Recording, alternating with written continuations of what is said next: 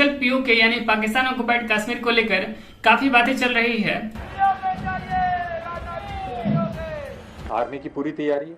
Indian Army will carry out any order which is being given by the government of India. हालांकि ये कोई पहला मौका नहीं है जब पीओके को लेकर इस तरह की बातें हो रही हो। इससे पहले भी कई ऐसे मौके आए जब प्रधानमंत्री और डिफेंस मिनिस्टर पीओके को लेकर इस तरह की बातें कर चुके हैं। कुछ हिस्सा उनके हाथ चला गया, गैर कानूनी तरीके से कब्जा करके रखा हुआ। बात होगी अब तो पाक अधिकृत कश्मीर पर बात होगी बहनों भाई, और किसी मुद्दे पर बात नहीं। एग्रेसिव हूँ कि जम्मू एंड कश्मीर के पीओके को आप भारत का हिस्सा नहीं मानते हो क्या? एग्रेसिव ना हो, जान दे देंगे इसके लिए। क्या बात कर रहे हो आप? इन सारे बयानों पर मीडिया की माने तो हमेशा कुछ न कुछ बड़ा होने वाला होता है। आइए आज के इस वीडियो में इतिहास के पन्नों को खंगालते हैं और समझने का प्रयास करते हैं कि क्या है वास्तव में पीओके की हिस्ट्री, क्या कुछ डेवलपमेंट हुई है इस रीजन में भारत और पाकिस्तान के बंटवारे के बाद से, और कितना क्रूशियल है रीजन ज्योग्राफिकल और स्ट्रेटेजिक वाइज। आइए समझते हैं। पीओके को लेकर भारत के मन में किसी तरह का कोई कंफ्यूजन, कोई संशय नहीं है। पीओके वापस लेने का टाइम आ गया। पीओके का नंबर कभी भी आ सकता है, जान दे देंगे इसके लिए। आर्मी की पूरी तैयारी।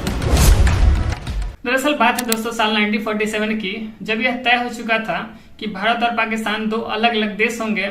इसके साथ साथ उस समय 565 प्रिंसली स्टेट्स थी, जैसे कि कश्मीर, हैदराबाद और जूनागढ़, जहां राजाओं द्वारा शासन किया जाता था। इन सारे प्रिंसली स्टेट्स को यह फैसला करने के लिए कहा गया कि वे या तो भारत में मिल जाए या फिर पाकिस्तान में मिल जाए, या एक इंडिपेंडेंट स्टेट के तौर पर रहें, या फिर वहां के लोगों को प्लेबिसाइड के जरिए तय करने दें कि वे क्या चाहते हैं। इनमें से ज्यादातर प्रिंसली स्टेट्स भारत के साथ है, जिसका क्रेडिट सरदार वल्लभ भाई पटेल को जाता है, और इन्हीं कारण से आज हम उन्हें आयरन मैन ऑफ इंडिया के नाम से भी जानते हैं। कश्मीर के रूलर महाराजा हरि सिंह, जो कि एक हिंदू थे, जहां की 70% पॉपुलेशन मुस्लिम थी, अब उन्हें कश्मीर के भविष्य पर फैसला करना था। वे ये जानते थे कि अगर वे पाकिस्तान के साथ मिले तो उनका राज चला जाएगा, क्योंकि पाकिस्तान जो कि एक मुस्लिम मेजोरिटी वाला देश है, साथ ही कश्मीर जहां की ज्यादातर पॉपुलेशन मुस्लिम थे, इन दोनों के बीच एक हिंदू रूलर नहीं टिक पाएगा। इसके अलावा उन्हें यह भी डर था कि अगर वे भारत के साथ मिलते हैं तो भारत की डेमोक्रेटिक वैल्यूज में वे राजा बने नहीं रह पाएंगे। इन दो ऑप्शन के अलावा उनके पास तीसरा ऑप्शन ये भी था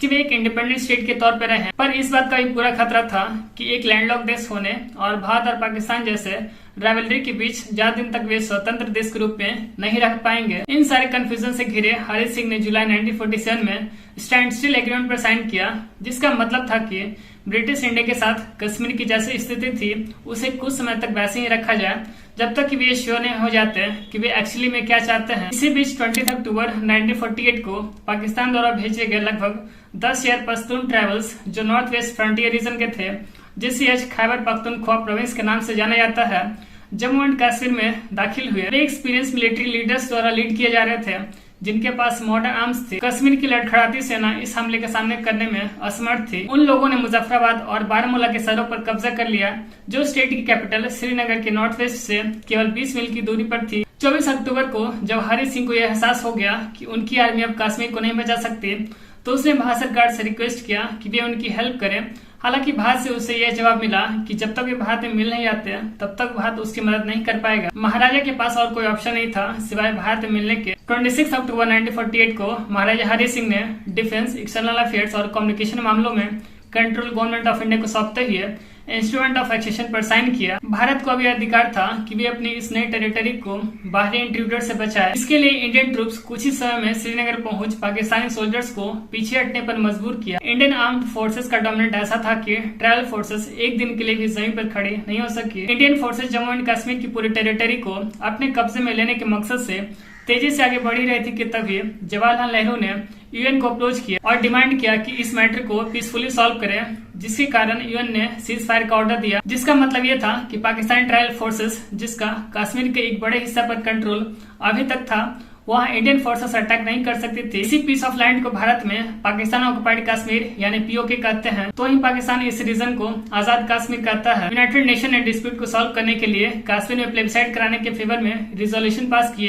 अब ये प्लेबिसाइड क्या है? तो प्लेबिसाइड या जनमत संग्रह का बेसिक सा मतलब होता है किसी भी इम्पोर्टेंट इशू को लेकर उस देश या रीजन में रह रहे लोगों का ओपिनियन जानने के लिए करवाए जाने वाला वोटिंग, जिसमें या तो लोग उस चीज को लेकर एग्री कर सकते हैं या फिर डिसएग्री कर सकते हैं। हालांकि अब तक ऐसा कोई प्लेबिसाइट नहीं हो सका है, क्योंकि इसके लिए एक प्री कंडीशन थी। पहले पाकिस्तानी आर्मी के साथ साथ नॉन स्टेट एलिमेंट्स इस रीजन से पीछे हटने के बाद में इंडियन आर्मी की कुछ फोर्सेस के प्रेजेंस में प्लेबिसाइट हो, और क्योंकि पाकिस्तान ने अपनी आर्मी को इस रीजन से कभी हटाया ही नहीं, इसलिए जो प्लेबिसाइट जम्मू एंड कश्मीर में होनी थी वो कभी हो ही नहीं सकी। 1949 में कराची एग्रीमेंट में भारत के कश्मीर और पाकिस्तानी कंट्रोल रीजन को सेपरेट करने वाली एक सीजफायर लाइन को ऑफिशियल तौर पर लागू किया गया, और फिर आगे चलकर 1972 के शिमला एग्रीमेंट में इसी सीजफायर लाइन को ऑफिशियल तौर पर डिजिग्नेट किया गया as a line of control. साथ ही इस एग्रीमेंट में दोनों देश इस बात पे एग्री हुए कि वे कश्मीर डिस्प्यूट को दोनों देश बायलैटरली सॉल्व करेंगे, जिसका मतलब था कि कोई तीसरा देश या ऑर्गेनाइजेशन कश्मीर के मुद्दे पर इन दोनों देशों के बीच इंटरफियर नहीं करेगा। 22 फरवरी 1992 को इंडियन पार्लियामेंट ने एक रिजोल्यूशन पास किया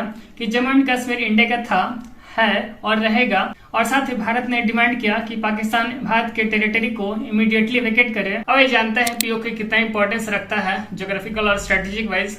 तो दोस्तों पीओके को हम दो हिस्सों में बांट सकते हैं। पहला गिलगिट बाल्टिस्तान जो कि लार्जी कश्मीर का हिस्सा है और नॉर्दर्न कश्मीर से बॉर्डर शेयर करता है, तो ही दूसरा रीजन है वेस्टर्न कश्मीर जिसे पाकिस्तान आजाद कश्मीर कहता है, जिसकी कैपिटल मुजफ्फराबाद है जो कि भारत के कंट्रोल वाले कश्मीर के साथ बॉर्डर शेयर करता है। तो ही पीओके के वेस्ट में पाकिस्तान प्रोविंस खैबर पख्तूनख्वा है, नॉर्थ में ये अफगानिस्तान के वखान कॉरिडोर के साथ, तो नॉर्थ ईस्ट में चाइना के सिंजियांग और साउथ ईस्ट में लद्दाख के साथ बॉर्डर शेयर करता है। इसके अलावा सियाचिन ग्लेशियर के नॉर्थ में सिनो पाकिस्तान एग्रीमेंट 1963 में पाकिस्तान ने 5,000 स्क्वायर किलोमीटर के ट्रांस काराकोरम और सक्षम ट्रैक्ट को, जो कि एक भारत का इंपॉर्टेंट टेरिटरी है, इलीगली चाइना को गिफ्ट कर दिया था। गिलगित बाल्टिस्तान के नॉर्थ वेस्ट में लोकेटेड सक्षम वैली अब चाइना के सिंजियांग उइगर ऑटोनोमस रीजन का हिस्सा बन गया है। करेंटली जो पहले जम्मू एंड कश्मीर प्रोविंस था, जिसका total area 2.2 lakh square kilometre था, जिसका half area approx 1 lakh square kilometre हमारे भारत देश के पास है, तो ही उसका 1/3 area almost 84,000 square kilometre Pakistan के पास है। अब ये पीओके जो है भारत का एक इंटीग्रल पार्ट है, जो कि करेंटली पाकिस्तान ने 1947 में इलीगल तरीके से कब्जा कर लिया था, वो जियो पॉलिटिकल और जियो स्ट्रेटेजिक वाइज काफी ज्यादा क्रूशियल है। ऐसा इसलिए क्योंकि यह रीजन भारत के 3 नेबरिंग कंट्रीज चाइना, पाकिस्तान और अफगानिस्तान के साथ बॉर्डर शेयर तो करता ही है, साथ ही यह सेंट्रल एशिया में डोमिनेंस के लिए भी काफी इंपॉर्टेंस रखता है। नेचुरल रिसोर्सेज की बात करें तो पीओके में लार्ज अमाउंट में फ्रेश वाटर मौजूद है। हाइड्रो इलेक्ट्रिक पोटेंशियल के साथ मीरपुर और मुजफ्फराबाद में गोल्ड, चौक, कोल, बॉक्साइट, ग्रेफाइट जैसे प्रीशियस रिसोर्सेज हैं, जो कि भारत की जरूरतों को पूरा करने के लिए बेहद इंपॉर्टेंट है। भारत अगर पीओके को वापस ले लेता है तो भारत को अफगानिस्तान और सेंट्रल एशिया के लिए एक सीधी कनेक्टिविटी मिल जाएगी और हमारी ईरान या किसी और देशों पर डिपेंडेंसी खत्म हो जाएगी। पाकिस्तान जो पीओके टेरिटरी को टेररिज्म के लिए इस्तेमाल करता है, भारत के ऑक्युपाई करने के बाद कश्मीर में इन एक्टिविटीज पर लगाम लगेगा। पीओके को लेकर PM Modi, home minister, defence minister के अलावा देश के टॉप आर्मी ऑफिशियल तक कई दफा बयान दे चुके हैं। कुछ हिस्सा उनके हाथ चला गया, गैर कानूनी तरीके से कब्जा करके रखा हुआ है, और वो कसा कभी भी हमारे दिलों में है। एग्रेसिव हूँ कि जम्मू एंड कश्मीर के पीओके को आप भारत का हिस्सा नहीं मानते हो क्या? एग्रेसिव ना हो, जान दे देंगे इसके लिए, क्या बात कर रहे तो हो? हमने उत्तर दिशा की ओर चलना प्रारंभ कर दिया है। हमारी यात्रा तो तब पूरी होगी जब हम 22 फरवरी 1949 को भारतीय संसद में सर्वसम्मत पारित हुए प्रस्ताव को अमल में लाएंगे और उसके अनुरूप हम अपने बाकी बचे हिस्से जैसे गिलगित और बाल्टिस्तान तक आर्मी की पूरी तैयारी है।